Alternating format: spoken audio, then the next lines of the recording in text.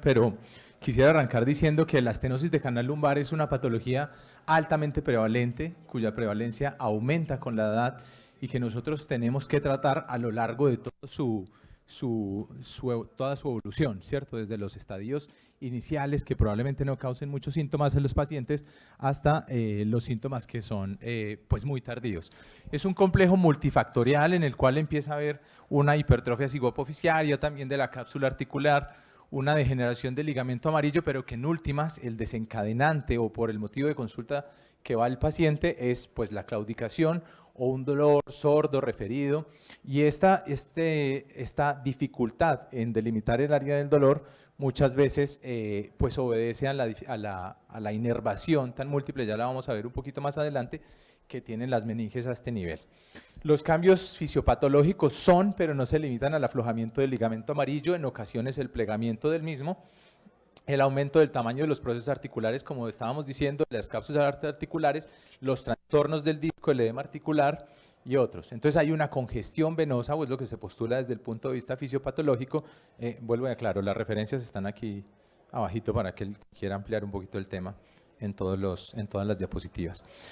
Entonces, eso hace pues, o genera una alteración del metabolismo de los pacientes. Esta es una reconstrucción tridimensional del ligamento amarillo, quizá es bueno que lo veamos desde esta perspectiva para entender más adelante cuál es su correlación con la grasa epidural, con las raíces, lo voy a mostrar también de este lado, con la grasa epidural, con las raíces, con el líquido, y cuáles son sus posibles extensiones, tanto laterales como medianas, y eso nos va a dar las posibilidades de los abordajes mínimamente invasivos que vamos a hacer desde el punto de vista de dolor. Un ligamento con el que nosotros tenemos mucha relación, porque la mayoría de nosotros o somos anestesiólogos de base o cirujanos de columna o cualquier otra patología o cualquier otra especialidad pues en la que tenemos mucho que ver con este ligamento. Su inervación, lo que decíamos, pues a diferencia de las partes anteriores del disco o las articulaciones cigoapofisiarias que reciben inervación de escasos segmentos medulares, la inervación de las duras es una inervación muy difusa, unos plexos muy amplios, entonces el paciente no es capaz de referir el nivel. ¿Dónde le duele? No, pues más o menos por esta zona, ¿cierto? Y no es culpa del paciente. Resulta que un paciente, por ejemplo, con una estenosis de canal en L3, que es la más frecuente, pues probablemente tenga un dolor que vaya desde los dermatomas de T12, es decir, la parte baja de las costillas, probablemente hasta la región baja del sacro, pasando por el nervio cluneal. Es decir, cuando el paciente dice que tiene un dolor sordo, difuso, que no es capaz de discernir, pues tiene toda la razón. Puede tener una lesión de 2 o 3 milímetros de engrosamiento y aún así tener un dolor que dermatoméricamente es tan amplio, pues que él no lo puede calcular. Y entonces nosotros nos tenemos que entrar un poquito en el tema de clasificación, que es tan infrecuente, y un poquito en el tema de localización. Aunque es muy frecuente la estenosis de canal, es muy infrecuente que a uno le llegue una historia, una remisión que diga una estenosis de canal grado 2 con una claudicación a 100 metros a nivel de L3 con predominio del ligamento flavo izquierdo sin componente discal. Es muy difícil que nosotros tengamos una descripción detallada en la historia clínica. La mayoría de las veces dice, no, dolor en piernas, que no tiene carácter vascular y todo. Y resulta que cuando uno viene a un congreso de estos, pues parte de lo que tiene que hacer es hacer escuela y tratar de que lleguemos a consensos, ¿cierto? Aquí les traigo las dos clasificaciones para estenosis de canal que son las más usadas. Esta es la de SICAS. La de SICAS se basa en 7 estadios diagnósticos, pero los primeros 4 tienen líquido cefalorraquídeo entre las raíces, y los otros son básicamente una obliteración de todas las raíces con buen discernimiento de las mismas, una sola masa epidural y aquí una obliteración incluso de la grasa epidural. Sin embargo, la clasificación de Lee es una clasificación un poquito más pragmática desde el punto de vista que hay 0 a 3, siendo el grado 0 cualquier grado de líquido, es decir, permite una movilidad de las raíces, el grado 1 ya sin líquido pero con buena diferenciación de las raíces, el grado 2 pues apiñamiento total, y en el tercero una sola masa con pérdida de la grasa epidural. A mí me parece, usen la que quieran, ¿cierto?, especificar, pero me parece que la clasificación del Lee es un poquito más práctica porque estamos acostumbrados a clasificar todo de grado 4. Y en cuanto hablamos de niveles, miren que aunque el dolor del paciente es sordo, es muy raro tenerla en L5 o distal y es muy raro tenerla en L3 o proximal. Es decir, básicamente es un problema que aunque puede ser multinivel, ¿dónde está acá? Puede ser multinivel, bueno, puede ser multinivel, es una patología predominante entre el E3 y el E4 y el E4 y el E5. Ahí van a ser nuestros sitios de intervención. Y el algesiólogo tiene un papel muy importante, desde el tratamiento farmacológico hasta ayudar en el diagnóstico inicial a nivel peridural o a nivel de adhesiolisis o a nivel de técnicas percutáneas mínimamente invasivas, hasta los procedimientos para analgesia posquirúrgica que pueden haber. Nosotros tenemos un papel transversal en toda la enfermedad, con lo cual es muy bueno que lo organicemos y que lo tengamos muy claro. Tiene un alto impacto en la calidad de vida, medido en Estados Unidos, es más impactante que la enfermedad cardiovascular y cerebrovascular juntas. ¿Qué quiere decir eso? Que nosotros aquí vamos a hacer un impacto poblacional que supera el de la cirugía cardiovascular y el de la cardiología juntas. Por un lado, es muy importante que en esta patología nos centremos y tengamos todo el algoritmo de tratamiento y sepamos manejar las herramientas, ¿cierto? Un costo de vida muy alto. Desde el punto de vista nuestro, entonces, nosotros podemos hacer cantidades de cosas que tienen evidencia para estenosis de canal. El diagnóstico y tratamiento, tanto a nivel peridural como foraminal. Estamos más acostumbrados quizá a hacer bloqueos foraminales diagnósticos porque nos los piden los neurocirujanos y porque los pacientes pues que son refractarios a ellos, pero también a nivel epidural tienen su evidencia. La adhesiolisis, ya vamos a ver cómo tiene la descompresión percutánea. Cuando yo hablo de descompresión percutánea, hablo de un grupo misceláneo de tratamientos, es decir, nosotros hemos puesto, pues yo un par de dispositivos intersomáticos, ahora no pongo, quizá hice alguna aplicación de alcohol gelificado a nivel discal, en este momento ya casi no se hace, pero hacemos las descompresiones percutáneas guiadas por imagen o por epiduroscopia y este es parte de nuestro papel en pacientes, ojo, no quirúrgicos, sin inestabilidad y sin otros factores de riesgo. Es decir, estos pacientes tienen que ser absolutamente seleccionados y el paciente que tenga una quirúrgica debe ir a la vía quirúrgica. Pero ¿cuántos ancianos con factores de riesgo cardiovascular, con osteoporosis, con mucha claudicación, no nos llegan a la consulta porque no tienen una vía quirúrgica? Entonces, aquí es donde nosotros también entramos un poquito. La costoefectividad también es muy importante. La cirugía, en ocasiones, cuando se aíslan los costos directos e indirectos, implicando también las reintervenciones de los pacientes, es una técnica muy costosa que puede llegar incluso a superar por 50 veces las infiltraciones peridurales y por 30 las adhesiolisis en costos directos. Entonces, nosotros tenemos la QALY, que es una medida inherente a cada sociedad, no es una medida general, no es lo mismo la QALY para Estados Unidos que la QALY que podemos tener acá. Entonces, esa es una manera de que nosotros podamos contribuir al sistema.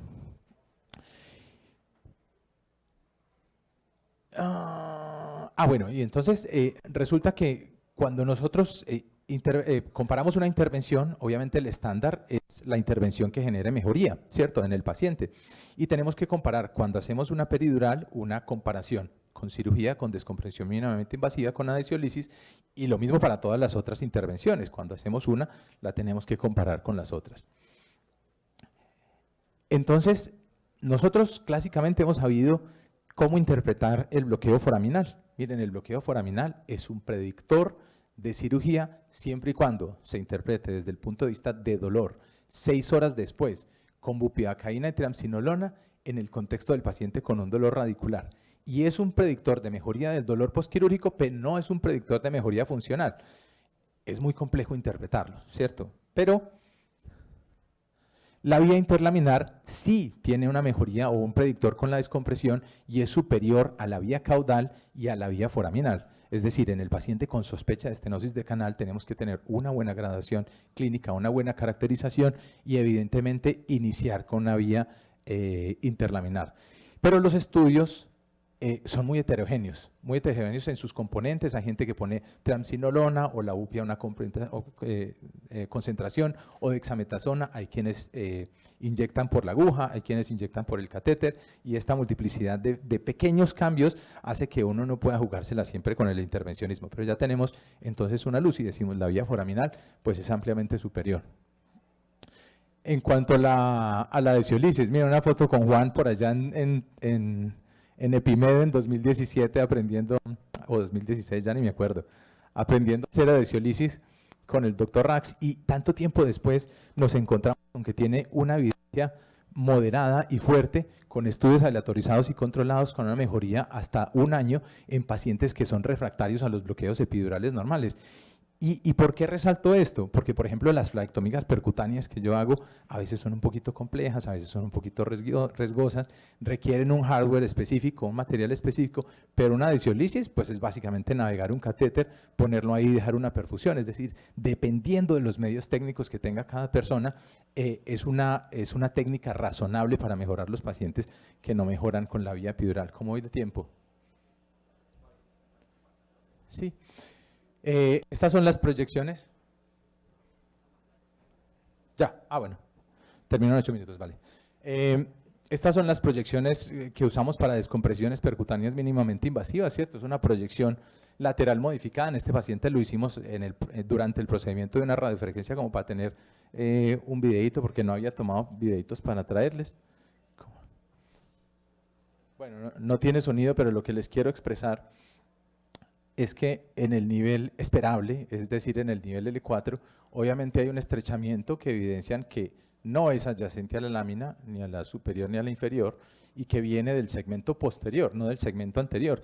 ¿Qué quiere decir eso? Pues eso ya lo veíamos en la resonancia, pero que funcionalmente el paciente tiene una estenosis de canal que probablemente se da al ligamento amarillo.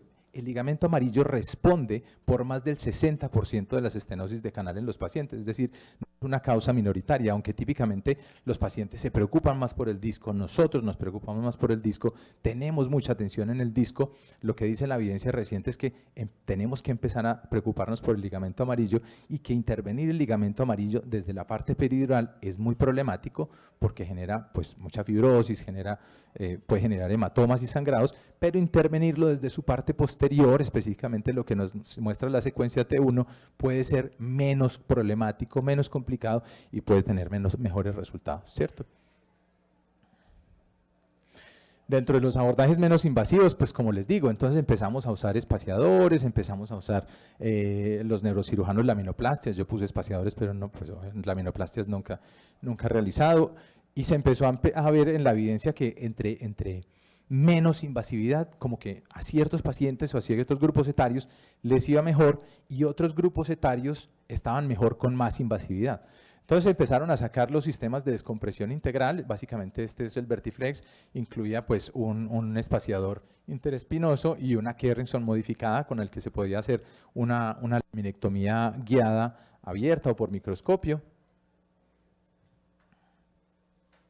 Pero los espaciadores intersomáticos empezaron a sacar un montón de modalidades, ¿cierto? Ahorita estuvimos en Barcelona en marzo poniendo las nuevas modalidades percutáneas, se abren como un abanico, preservan el segmento posterior del ligamento interespinoso, dan mucha mayor estabilidad, pero los que teníamos en ese momento eran las rueditas de abordaje posterior, y entonces los pacientes a los 2-3 años tenían que ir a una fijación extensa, y aprendimos con el tiempo que por ahora, en el debate de coste-efectividad, los pacientes con dispositivo interespinoso generan muchas reintervenciones y en ocasiones complicaciones relacionadas con el hardware, es decir, explantaciones por infecciones, por sangrados, por dislocación, por fractura del hardware. Entonces empezamos a tener una preocupación en esos procedimientos mínimamente invasivos para pacientes mayores.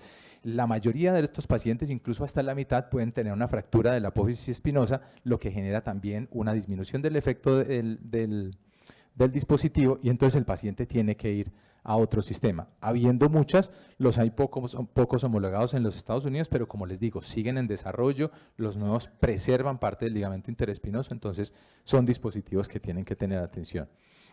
Cuando los comparábamos con cirugía descompresiva, obviamente pues había más complicaciones en la cirugía descompresiva inicial, hablando de sangrados, de estancias en recuperación prolongadas, pero a largo plazo los dispositivos interespinosos pues tenían más complicaciones y tenían una mejoría clínica equiparable, por lo cual pues no se justificaba, y estos espaciadores no disminuyen tan significativamente el costo con respecto a otras técnicas intervencionistas. Bueno, a ver, vamos rápido que ya no me quedan sino 5 minutos.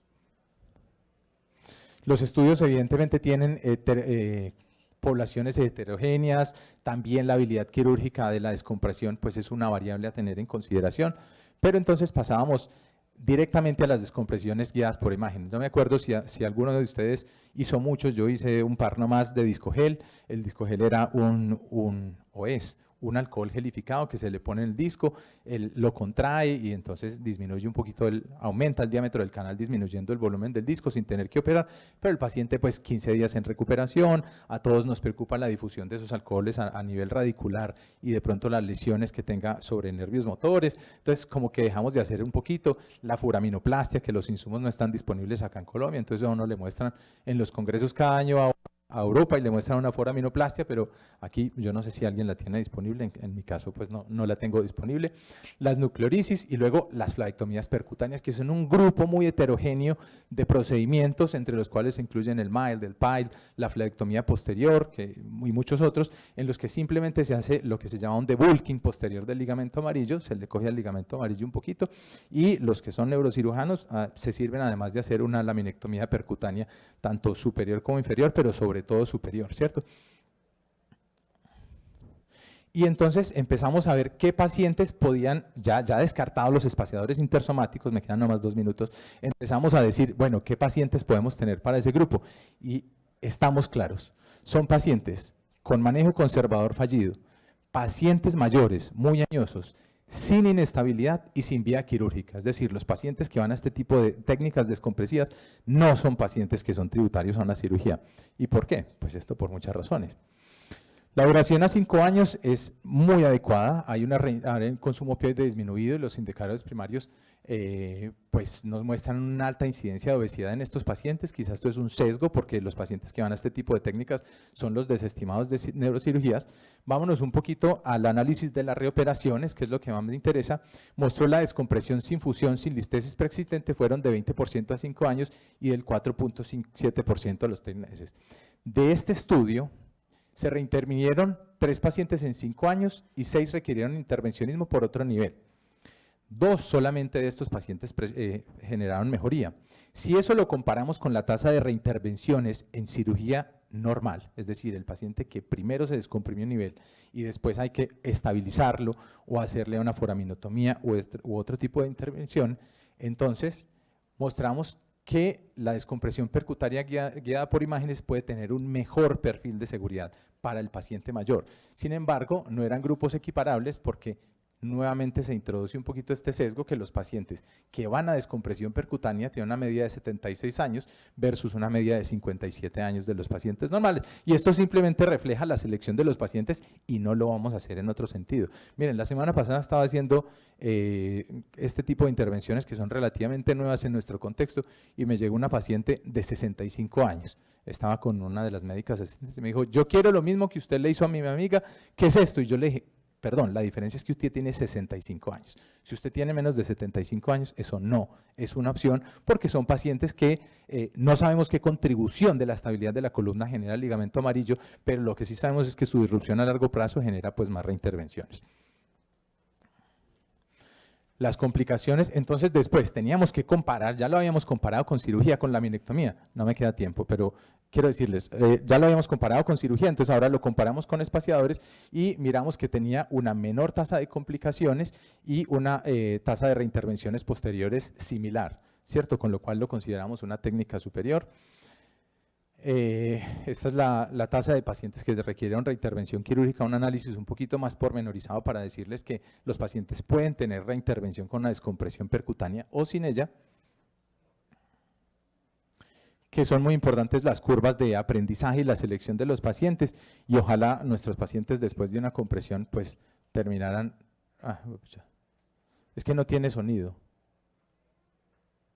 a ver cómo lo pongo a andar con sonido. Bueno, y esto pues también es de nuestra unidad. Ojalá los pacientes mayores pudieran terminar con un epidural.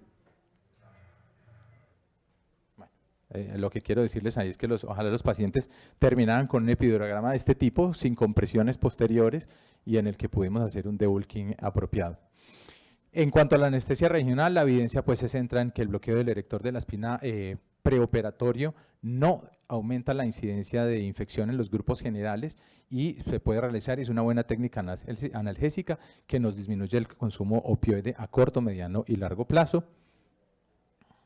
Y como conclusiones, existe una variedad de técnicas en el manejo de estenosis de canal, las descompresiones y las técnicas generales regionales y la desciolisis pueden complementar el abanico de manejo en muchos pacientes, y la comunidad de agremiación nos puede hacer a que generemos unas mejores historias, es decir, adoptemos escalas funcionales, adoptemos escalas radiológicas, y de esta manera en el futuro podemos impactar en los estudios clínicos, porque en este momento ninguno de esos estudios clínicos que uno ve viene con relación al grado de estenosis de canal. Entonces darle a eso una validez interna y externa y una buena correlación pues es dificultoso.